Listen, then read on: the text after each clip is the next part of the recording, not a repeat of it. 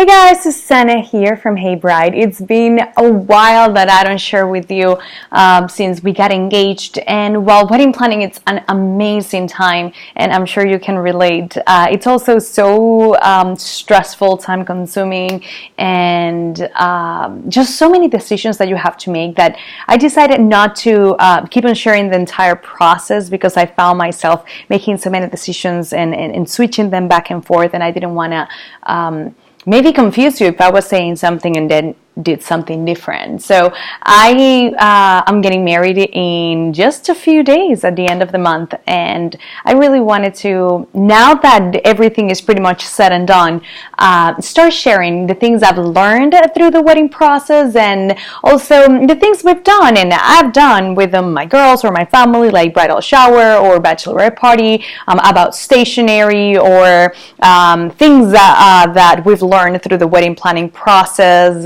All sorts of things. Now, again, that things are said and done. And today I just wanted to share 10 things that I feel I've learned in the process of planning my own wedding. Because even though I've worked in weddings for many years, it's never the same when it's your own experience. So even though I knew it, it's not the same experience as yourself. And the first thing I learned about myself is I am so indecisive. I had no idea I was, because honestly, most of the time I'm incredibly easygoing. I don't care sometimes sharing when I'm not fully prepared or dressed up. Most of the time, honestly, I'm easygoing, and I thought that, for example, things like shopping for my dress was going to be just that simple. And to make the story short, I switched dresses 3 times.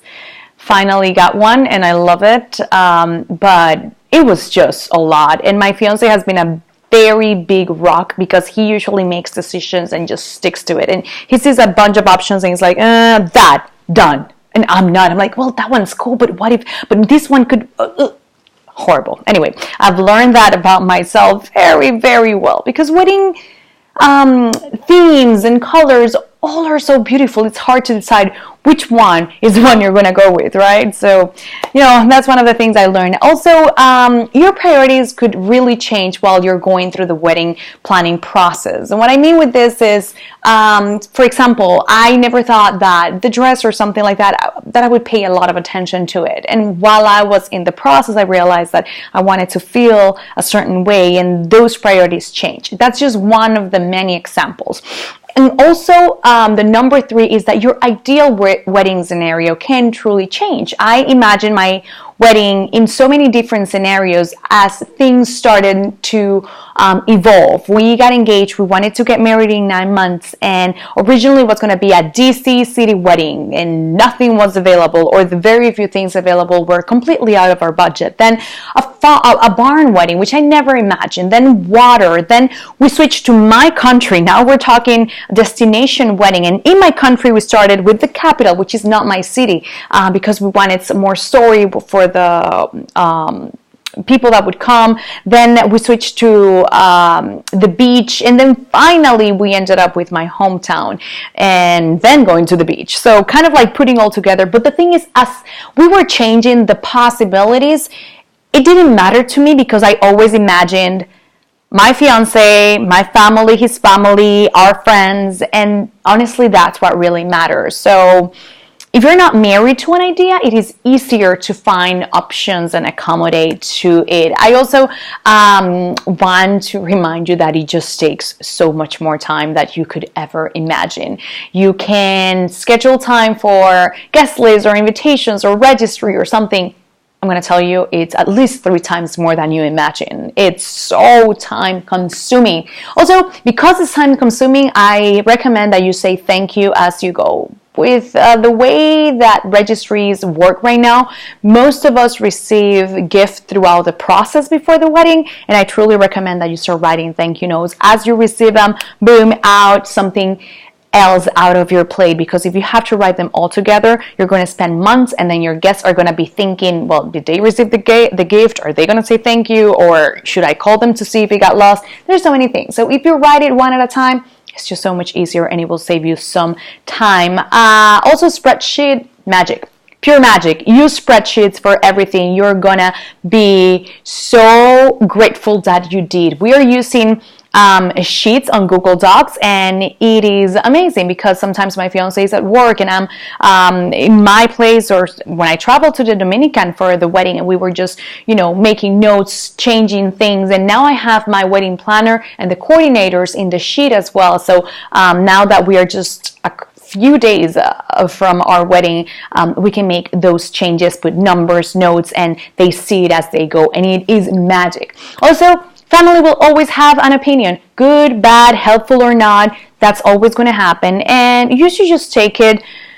Many times it's going to be helpful. Many times you're not going to want to hear that, but it's there. So you just, breathe, say thank you, because all I know is whatever opinion, most of the time, if not 100% of it, comes from a good place. Even if it doesn't make sense to you, it comes from a good place because it's what they think is the best. I don't think your family would want something bad for you. So that's just a way of taking that.